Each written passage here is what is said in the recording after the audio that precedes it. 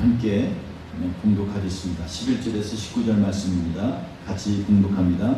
예수께서 예루살렘으로 가실 때 사마리아와 갈릴리 사이로 지나가시다가 한 마을에 들어가시니 나병한 자 10명이 예수를 만나 멀리 서서 소리를 높여 이르되 예수 선생님이여 우리를 불쌍히 여기소서 하거늘 보시고 이르시되 가서 제사장들에게 너희 몸을 보이라 하셨더니 그들이 가다가 깨끗함을 받은지라 그 중에 한 사람이 자기가 나은 것을 보고 큰 소리로 하나님께 영광을 돌리며 돌아와 예수의 발 아래 엎드려 감사하니 그는 사마리아 사람이라.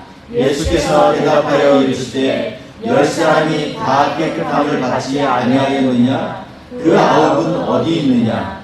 이 이방인 외에는 하나님께 영광을 돌리러 돌아온 자가 없느냐 하시고 그에게 이르시되 일어나 가라 내 믿음이 너를 구원하였느니라 하시더라. 아멘.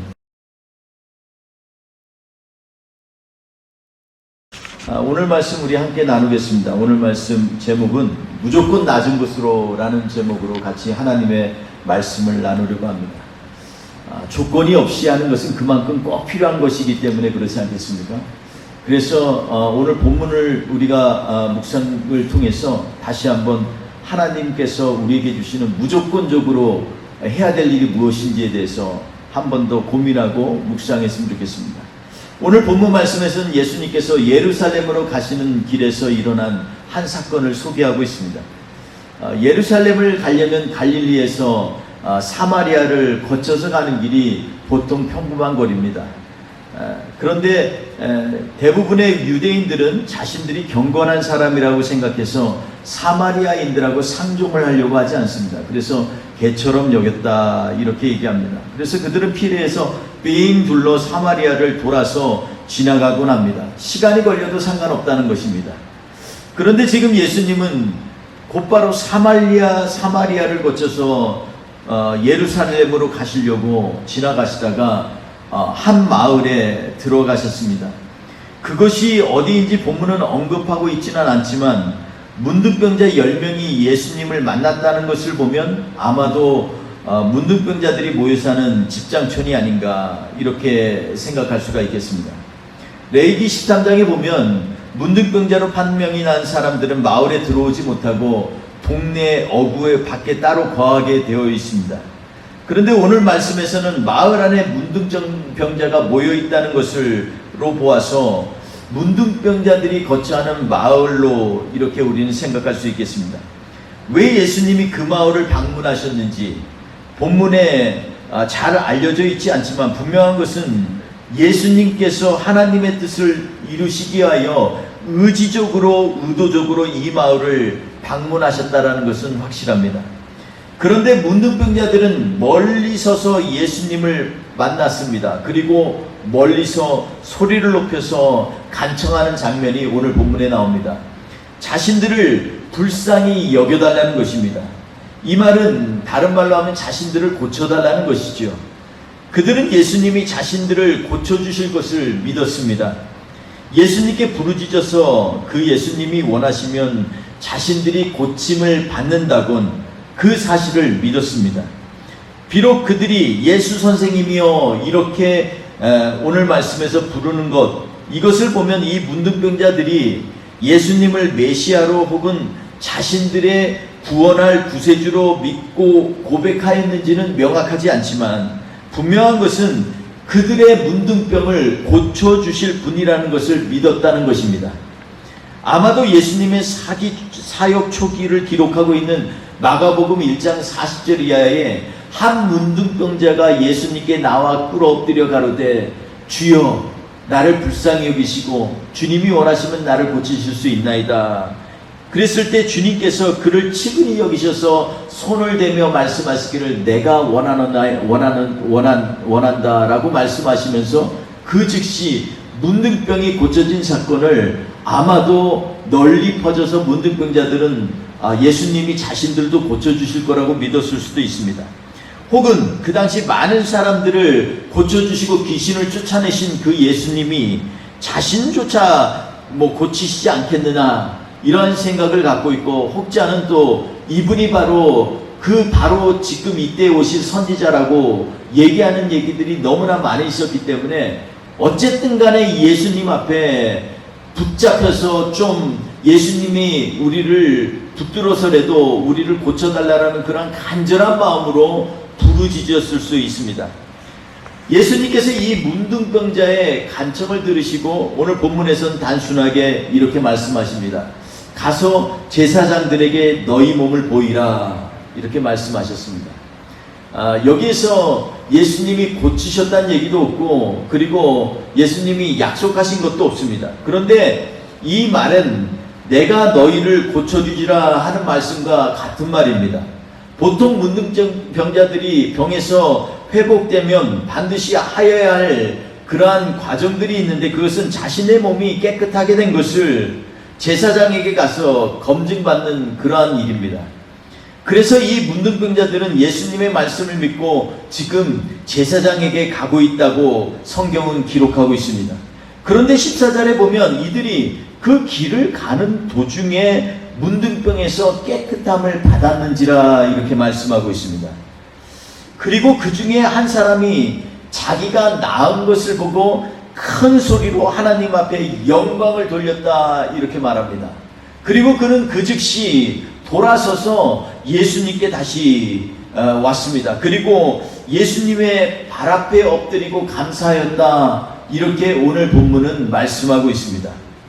여기서 우리가 주목해야 될 한 가지가 있습니다. 그것은 뭐냐면 병에서 고침을 받고 예수님께로 돌아와 무릎을 꿇고 경배한 것은 바로 사마리아인이라는 것입니다. 17절 이하의 예수님의 말씀을 보면 사실 10사람 모두가 문둥병에서 깨끗함을 받았다는 것을 알 수 있습니다.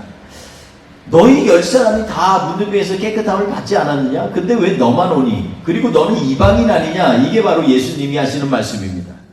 그러니까 나머지 9은 유대인이라는 것을 짐작할 수 있는데, 예수님이 이 이방인 외에 나머지 9명이 어디 있느냐, 이렇게 지금 질문하고 계시는 것입니다. 본문은 겉으로 드러나지 않지만 지금 예수님의 여정을 암시하는 것은 우리에게 주시는 메시지가 있습니다. 처음 오늘 말씀 11절에 보면 예수님이 향하는 곳은 예루살렘이었습니다. 여기에 보면 예루살렘과 늘 갈릴리가 대비되는 그러한 것들을 우리는 보게 됩니다. 오늘 말씀에 한마디로 이야기하면 누가 진정으로 구원받을 백성이냐라는 것을 예수님께서 지금 묻고 계시는 것입니다. 그것을 우리에게도 좀 이것들을 읽고 있는 독자들에게도 좀 깨달으라는 것입니다. 예수님의 주된 사역지가 갈릴리입니다. 갈릴리에서 귀신도 쫓겨내고 병든 자도 치유하고 열병든 베드로의 장모도 일으키고 수많은 이적과 행사를 행하신 곳이 바로 이 갈릴리 지역입니다. 갈릴리는 예루살렘에 있는 바리새인과 서기관들, 그리고 제사장 그룹에게는 무시된 곳입니다. 하다못해 예수님의 제자 그룹에 속하였던 나다나엘이 요한복음 1장에서 빌립의 전도를 받으면서 얘기한 것을 우리는 기억합니다. 아니, 나사렛에서 무슨 선한 것이 나겠느냐. 그러니까 빌립이 답답해서 일단은 come and see, 와봐라 라고 얘기하는 것을 우리는 기억하고 있습니다. 여기 예수님의 제자조차도 한때는 무시했던 갈릴리 나사렛, 이곳에 예수님이 그곳에서 사역하셨다는 것입니다. 한편으로 보면 무식하고 구원에서 먼 동네로 이렇게 제사장 그룹이나 좀 안다고 하는 바리새인과 서기관들은 무시한 지역이 바로 이 갈릴리 지역이라는 것입니다. 사람들의 인식이 그들의 저변에 깔려 있습니다. 거기에서 뭐가. 그런데 주님은 이상하게 예루살렘에서 사역한 것보다 갈릴리에서 사역한 것이 훨씬 많았다는 것입니다. 다시 한번 오늘 본문을 전체적으로 보면 지금 예수님은 갈릴리를 떠나 예루살렘으로 가시는 여정 가운데 우리에게 주신 메시지가 있습니다. 하나님의 십계명이 있는, 언약궤가 있는 그곳이 바로 예루살렘입니다. 하나님께서 약속하시고 준비하라고 하신 성전이 있는 곳이 바로 예루살렘입니다. 그래서 예배와 제사가 끊임없이 일어나는 곳, 그곳이 바로 예루살렘입니다. 그리고 이스라엘은 그곳이 자신들의 힘의 원천이고 거룩한 곳으로 여기기 때문에 예루살렘으로 가는 길 가운데 있었던 어느 문둥병자들이 모여 사는 마을에서 지금 예수님께서 행하신 일이라는 것을 우리는 비교하여 보면 정말로 과연 예루살렘이 그렇게 거룩한 곳이고 말씀이 있는 곳이고 예배가 있는 곳이고 하나님이 기뻐하시는 곳인가 한번 좀 우리가 심각하게 돌아볼 필요가 있다는 것입니다. 오늘 본문에서는 다음에 나오는 20절로 미루어 짐작해 보면 지금 예수님의 이 말씀을 듣고 있는 청중들 가운데는 예수님을 따르는 제자들이 있고 또 20절에 오늘 본문에는 속하지 않았지만 20절에 보면 바리새인들이 지금 하나님의 나라를 묻는 걸 보면 그 가운데 바리새인들도 섞여 있습니다. 그들은 아마도 이 문둥병자촌에 들어가는 것에 대해서 멈칫멈칫하면서 굉장히 주저하기도 하고 예수님 안 보이는 곳에서 안 들리는 곳에서 굉장히 불평도했을 것입니다. 이건 말이 안 되는 것이라는 것입니다. 너무 불의한 곳이라는 것입니다. 불의가 판치는 것이고 부정하다고 하는 사람들 앞에 왜 가냐는 것입니다. 율법에 분명히 말씀하고 있다는 것입니다. 그래서 이들은 스스로도 부정하다고 고백을 해야만 했고 사람들도 그들을 부정하게 여겼기 때문에 같이 왕래하지 않는 그러한 별다른 아주 똑같은 유대 사람이고 똑같은 이 지역에 사는 사람이지만 별종으로 여긴 그러한 사람이라는 것입니다. 그리고 이 문둥병자들을 자세히 보면 지금 말씀에서 예수님께서 간접적으로 지금 바리새인들과 제자들에게 경고하는 말씀이기도 한 것을 알게 됩니다. 사실 여기 이 문둥병자들은 자기들이 예수님께 나온 게 아닙니다. 예수님이 찾아오신 거죠. 그런데 그들은 예수님과 그 무리들을 보자마자 아마도 멀리 떨어진 것 같습니다. 왜냐하면 율법에 그렇게 하라고 했으니까. 말씀대로 멀리 떨어져서 예수님 앞에 아마도 10명의 합동으로 예수여, 예수 선생님이여 이렇게 부르짖었을 것입니다. 그리고 예수님에게 자신들을 고쳐달라고 간구하였습니다. 모세의 율법대로 그들이 예수님의 말씀대로 이제 모세에게 정하라고 명령하신 대로 모세의 율법대로 가서 제사장에게 보이라고 했더니 또 그들은 말씀대로 모세의 율법대로 제사장에 가서 보이려고 그들은 출발했습니다. 여러분 제사장 그룹들이 대부분이 어디에 삽니까?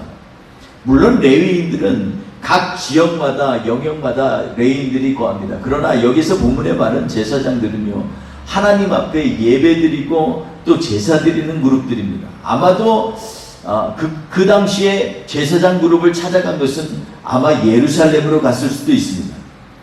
물론 우리가 알지 못하는 갑자기 제사장이 아프거나 힘들어서 마을에 올 수도 있지만 그러나 제사장이 사는 마을에 보통 존재하는 것이 아니라 때가 되면 그 제사장들이 돌아가면서 이 하나님 앞에 제사도 드리고 그리고 제물을 잡기 때문에 예루살렘으로 갔음이 거의 분명합니다. 그 먼 길을 떠나간다라는 것은 하나님의 말씀을 믿지 않고는 가능하지 않는 길입니다.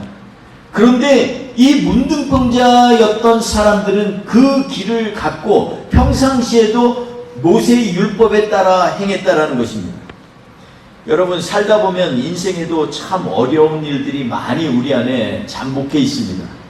그런데 그때일 때 하나님 말씀이 어떨 땐 굉장히 가혹하게 여겨질 때가 있습니다. 오늘 이 문둥병자들이 바로 그러한 사람들입니다. 격리되었다는 건 이미 제사장으로부터 판정을 받은 사람들입니다. 그들은 판정을 받았고 나서 처음 해야 될 일이 어떤 거냐면 레위기 12장 45절에 있는 그 말씀대로입니다. 그들은요 머리를 이 이 자기 옷을 찢어버리고 머리를 갖다가 단정한 머리를 흩어버리고 그리고 윗입술을 갖다가 가립니다. 손으로 가리고 부정하다 부정하다 자신이 부정하다고 얘기하는 것입니다. 이 말을 할 때 얼마나 이것은 정말 비참하기까지 하겠습니까? 여러분, 하나님의 말씀이 때때로 가혹할 때가 있습니다. 우리 가운데 좀 더 인내하라 인내하라 할 때가 있습니다. 하나님께서 참어라 참어라 할 때가 있습니다. 하나님께서 용서하라 용서하라 할 때가 있습니다. 그게 때때로는 되게 가혹할 때가 있습니다. 죄가 억울한데요. 저 지금 제가 원해서 병 걸린 거 아니잖아요. 문둥병자처럼 아마도 너무너무 속이 상할 수가 있습니다. 그런데 그걸 갖다가 이중으로 죽입니다. 자기의 옷을 찢어버리고 머리를 흩어버리고 손으로 자기 입술을 가리고 나는 부정하다 부정하다 말할 자격도 없다 라고 지금 고백하라는 것입니다. 얼마나 극단적입니까? 이거 완전히 죽은 사람을 한 번 더 죽이는 것 같지 않습니까? 근데 놀라운 것은요, 이렇게 하나님 앞에서 끝까지 내가 죽을 때 하나님의 능력이 나타난다는 것입니다. 여러분, 내가 죽지 않으면요 주님이 우리를 죽음에서 건져내시지 못합니다. 부활하려면 주님 앞에서 죽어야 됩니다. 그러니까 율법에서 이 문둥병자로 이미 격리돼서 이제 혼자 살아야 되는데, 그것도 홀로 살아야 됩니다. 문둥병자들은 그것도 격리돼서, 그러니 얼마나 심중에 고독하고 외롭겠습니까? 그런데 하나님을 믿는 사람에게 그럴 때일수록 주님은 반드시 더 가까이 찾아오신 하나님이십니다. 여러분, 예수 믿는 사람과 안 믿는 사람의 차이가 뭔지 아십니까? 예수 믿는 사람은요, 어렵고 힘들고 고난이 있을 때에, 그때에 놀랍게도 절망이 아니라 하나님의 은혜를 발견하게 된다는 것입니다. 그래서 우리가 찬양하게 됩니다. 나 같은 죄인 살리신 주 은혜 고마워. 내 잃었던 생명 다시 회복하시는 그 은혜 고마워. 우리가 이렇게 찬양하며 나아갈 수 있는 힘은 우리가 완전히 죽지 않으면 안 되는 것입니다. 그래서 우리는 그때일수록 예수를 바라보게 됩니다. 주님을 바라보는 거죠. 주님이 우리를 구원하시기 위하여 십자가에 달려서 그 처절한 고통과 온갖 조롱과 멸시 가운데 완전 벌거벗어서 사람들 앞에서 조롱받으면서 나사렛 예수야, 네가 선지자면, 네가 하나님의 아들이면 여기서 내려오라라고 조롱받지 않겠습니까? 이 조롱과 멸시와 고통과 죽음을 받은 일은 바로 우리를 살리시기 위하여 이 일을 행하셨다는 것입니다. 사랑하는 성도 여러분, 그러므로 우리가 이 이방인의 진정한 예배를 다시 한번 점검해 봐야 될 줄 압니다. 이 10명 중에서 그 주님 앞에서 고쳐달라고 소리친 사람들 중에서 정작 주님께로 다시 돌아온 사람은 이 한 사람뿐입니다. 이 사람이 이 유대인들도 아닌 한 이방인만이 주님 앞에 와서 무릎을 꿇고 감사를 했다라고 오늘 본문만의 말씀에 기록하고 있습니다. 말씀을 지킨다고 다 하나님께 영광을 돌리는 삶이 아니라는 것을 우리는 깨달아야만 합니다. 어떤 사람들은 종교적인 이유로, 또 다른 사람은 가족들이 다 크리스찬이라 관습적으로, 혹은 어떤 사람은 가까이 있는 사람이 예수 믿으니까 덩달아 이렇게 교회도 가고 예배도 드리고 말씀도 듣는 삶을 살 수가 있습니다. 그런데 이 이방인처럼 비록 종교적인 백그라운드가 없을지라도, 주변에 함께하는 사람들이 없을지라도 자신을 깨끗하게 하신 하나님께 감사하며 주님의 발 앞에 엎드린 이런 사람이 진정한 예배자고 예수님을 따르는 구원받은 백성임을 우리는 명심해야만 합니다. 나병 환자들이 부정하다 부정하다 하면서 그들이 고백하고, 그리고 나서 또 진영 밖으로 쫓겨져 나가서 혼자 산 것, 이거는 첫 번째 병 걸려서 죽고, 두 번째 스스로 고백해서 죽고, 세 번째로는 아예 떨어져서 죽고, 정말로 영적으로 보면 3번 죽는 일입니다. 그러니까 이렇게 부정한 자신의 더럽고 추한 삶이 온 몸 가운데 깃들여져 있는 그러한 삶을 살게 됩니다. 우리도 겉으로는 감추고 있지만 내면에 내재된 악한 죄성과 죄의 습관들과 악한 생각 때문에 주님 앞에만 가면 더 이상 용기가 나지 않아 불쌍히 여겨달라는 말조차 잘 하지 못하는 그러한 성도들이 얼마나 많은지 알 수 없습니다. 하나님 앞에 서서 자신이 부정하다 고백하게 되지만 더 이상 나가지 못하는 그러한 우리들의 삶을 보며 되돌아보면 정말로 안타깝고 정말 주님의 긍휼하심이 없으면 안 된다라는 그러한 고백밖에 나올 수가 없습니다. 그런데 오늘 말씀 속에서 예수님이 만난 문둥전자처럼 주님 앞에 부르짖는 사람들에게 길이 열립니다. 부르짖으면 살 수 있는 길이 보입니다. 그리고 하나님의 불쌍히 여기심을 바라보고 간구하는 사람에게 하나님은 그 길을 열어주십니다. 그런데 이것으로 신앙생활을 다 했다고 생각하면 절대 안 됩니다.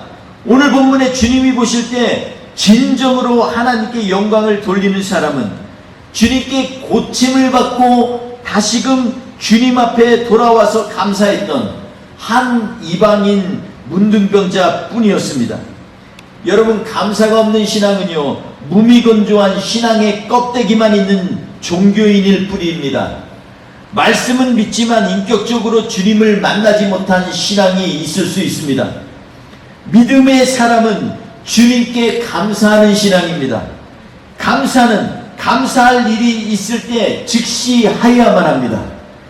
감사는 하나님께서 자신에게 베푸신 은혜를 입으로 시인하는 것이며 하나님께서 행하신 일들을 고백하며 간직하는 일입니다.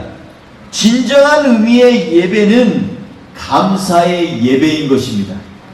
시편 50편 23절에 보면 감사로 제사를 드리는 자가 나를 영화롭게 하나니 그 행위를 옳게 하는 자에게 내가 하나님의 구원을 보이리라, 이렇게 말씀하고 있습니다. 시편 100편을 보면 하나님께서 받으실 예배에 대해서 묘사하고 있는데 감사함으로 그 문에 들어가며 그리고 그 궁전에 들어가서 그에게 감사함으로 그 이름을 송축할지어다. 할렐루야. 여러분, 감사가 여기서도 반복해서 나옵니다. 얼마나 감사가 중요한지 3번이나 몽창 감사를 하라고 합니다. 문에 들어갈 때도 감사하고 궁전에 들어가서도 감사하고 그리고 그 이름을 송축할 때도 그에게 감사하라는 것입니다. 마치 우리가 예배를 드리러 주의 전전에 나왔을 때 교회 문을 들어올 때도 주님 감사합니다. 자리에 착석해서 십자가를 바라보면서 주님 감사합니다. 하나님의 말씀 가운데 내가 결단하면서 주님 그렇지요, 주님뿐이지요 라고 할 때 감사합니다. 계속해서 감사가 우러나와야 합니다. 여러분, 그러니까 적어도 하나님께서 찬양하고 예배 드리려면 감사의 마음으로 내 마음에 여러 번 확증해야만 합니다. 여러분, 그 유명한 감사의 시편 136편에 보면 26절이 있는데 26절에 한 절 한 절마다 감사라는 말로 덮여 있습니다. 감사하라, 그는 선하시며 그 인자하심이 영원합니다. 감사에 대한 말씀이 26번이나 나옵니다. 그때마다 모든 청중들은 그 얘기를 들으면서 주님 앞에 아멘, 아멘. 주님 앞에 제사 드리기 전에 줄곧 해왔던 시편의 고백이 이 136편의 고백입니다. 그 고백 가운데 보면 우리를 지키신 것에 감사하고 우리를 열병 가운데서 저주 가운데서 풀리신 것을 감사하고 적들의 손 가운데 헤어나오게 하신 것을 감사하고 사람들과 다툼 가운데서 보호하신 것 감사하고 감사의 제목들이 너무 많아서 26번이나 감사라고 얘기하고 있습니다. 이것은 모든 이스라엘 백성들이 하나님 앞에 모였을 때 드리는 예배의 화답시입니다. 사랑하는 성도 여러분, 그러니 우리가 얼마나 감사가 우리의 인생에 중요하겠습니까? 여러분, 오늘 10명 중에 9명이 주님 앞에 나오지 못하고 1명이 나왔습니다. 우리 이 말씀을 나누는 그러한 성도들 이 모임 가운데 우리가 한 가지 보면 우리 하나님의 백성 가운데 10의 하나의 원리가 있습니다. 물론 하나님 앞에 드리는 예불의 11조도 있습니다. 그러나 10의 하나의 이 원리 원칙을 보면 대부분 하나님을 믿는 사람들 가운데 보면 10 중에 하나가 안타깝게도 참 진국이다 이렇게 볼 수 있는 사람들이 있다는 것입니다.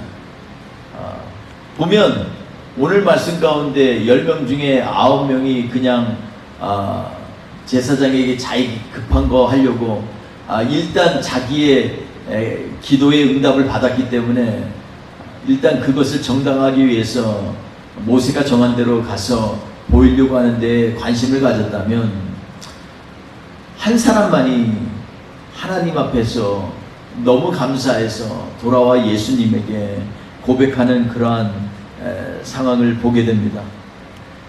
10의 1이 단지 하나님 앞에 속혔기 때문에 10의 1을 드리라는 것이 성경의 원리가 아닙니다. 우리의 삶의 전부가 하나님으로부터 나왔기에 그것을 기념하여 하나님께 10의 하나를 드리라는 것입니다.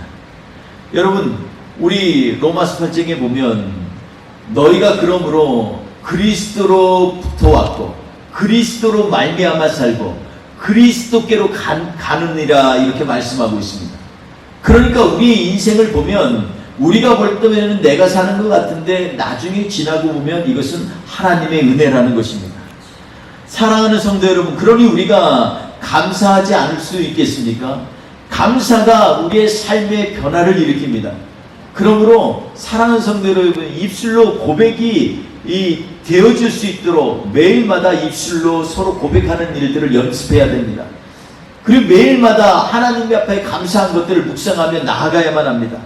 하나님께서 그 베푸신 은혜에 감격하면서 주님께서 오늘도 우리의 삶 가운데 이루실 것들을 감사하며 나가는 자들에게 하나님께서는 하나님의 영광을 드러내는 사람들이라고 오늘 본문은 우리 예수님은 우리에게 말씀하고 계십니다. 사랑하는 성도 여러분, 우리의 삶을 통해서 하나님의 영광이 드러나길 원합니다. 그러려면 우리 가운데 주어진 감사의 제목들에 대하여 하나님 앞에 고백하며 나아가는 이 한 문둥병에서 회복되어지고 깨끗함을 받은 사람처럼 우리의 인생에 있어서도 감사가 차고 넘치는 저와 우리 되시기를 주의 이름으로 축원드리겠습니다. 기도하겠습니다. 좋으신 하나님 아버지, 감사합니다. 주님, 우리는 정말로 이 땅에서 살기에 정말 허점도 많고 연약한 것도 많습니다. 우리가 있을 데 없는 유즐레스한 그러한 인생 같은데 하나님은 이 인생을 끝까지 붙드시고 오래 참으시고 우리를 인도하신다고 하셨습니다. 주님, 오늘 이 문둥병에서 회복된 한 이방인처럼 우리의 삶 가운데 있어서 하나님 아버지, 우리의 더럽고 취했던 것들을 다 깨끗하게 하시는 예수 그리스도의 은혜가 우리의 삶 가운데 정말로 절절히 느껴지고 고백되어지게 하여 주시옵소서. 그래서 입술로 감사하며 찬양할 때 주님이 영광 받으시는 놀라운 축복된 백성으로 세워지게 하여 주시옵소서. 이번 한 주도 우리의 삶 가운데 감사의 제목들이 차고 넘치게 하옵소서. 감사하며 예수님의 이름으로 기도했습니다. 아멘.